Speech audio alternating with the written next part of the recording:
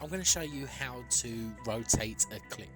When you import a clip, sometimes depending on how you filmed it, the clip might be sideways.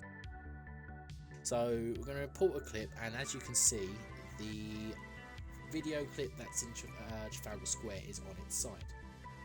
Quickly, I'm just going to unlink it.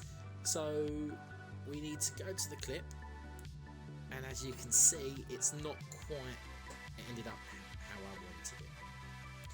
So you double click on the clip, and then you go to effect controls in the corner, and you click on motion, and it will bring up a list of options, and we need to go down to rotation because we're going to rotate the clip. So as soon as you start rotating, you will see that the clip starts to turn.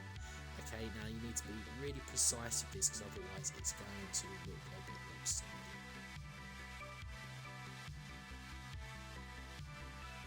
So as we can see, that the clip now looks ready to go.